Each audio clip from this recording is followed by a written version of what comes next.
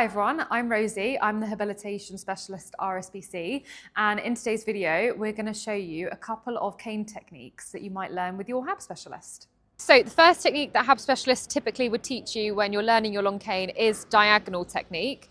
This is because it acts more of a barrier, so it's a nice introductory method than actually finding out where you're about to step and what's in front of you. So how you do this is either having your thumb or your index finger pointing down on the flat side of the handle, and then you want your cane tip to be diagonal across your body and in front of sort of your other foot. So here I've got it in my right hand and the cane tip is basically in front of my left foot.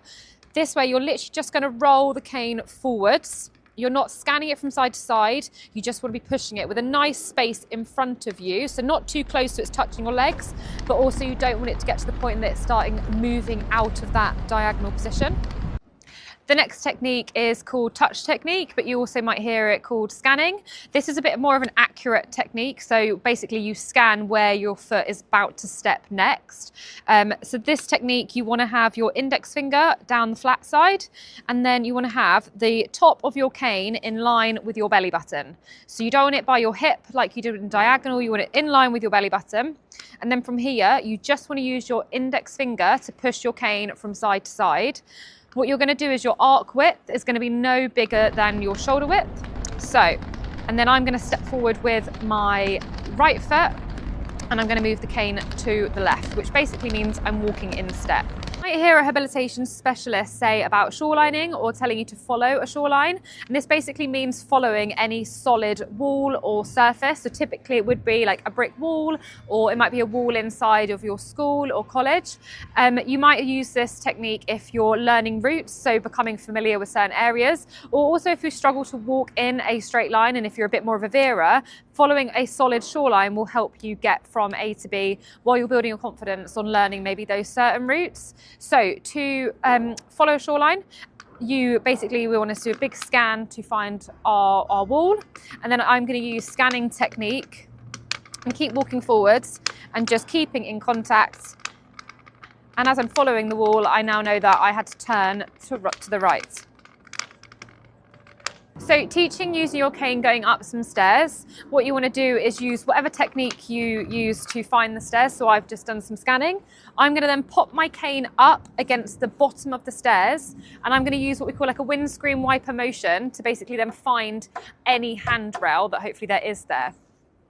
I've now found one on my right hand side, so I'm going to find the handrail with my right hand, and I'm going to move my hand down to just below the handle of my cane, so that my cane is now lifted up at about 2 steps ahead of me.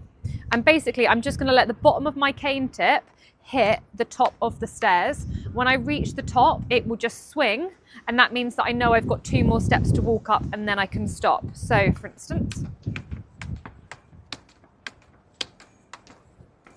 similarly to using my cane going up the stairs, I'm going to walk towards the stairs in whatever technique I'm using. So I've just used some scanning technique, and I've just felt my cane tip drop off the top of my stairs.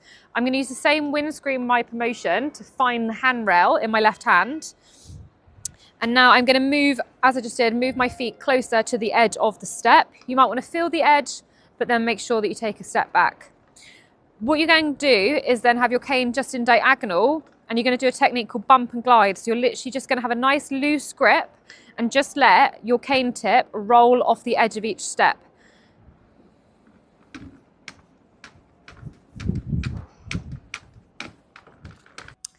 One of the next things that you might get taught is how to navigate doorways with your long cane. So what you're going to do, the main tip is always to have your cane tip pointing towards the door hinge.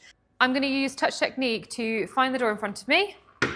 I'm going to then pop my cane up against the door, and then from here I'll be able to use the same windscreen wiper motion as I did on the stairs to find the handle. From there, I'm now putting my cane tip pointing towards the hinge side, and I'm going to use my free hand to pull the door towards me.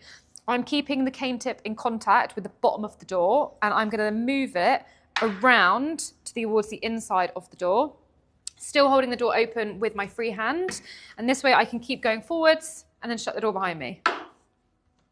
I'm going to do everything exactly the same again, but this time it's going to be with a push door. So I'm going to scan until I find my door. I'm going to pop my cane up and scan for the door handle, which means my cane is now in my left hand.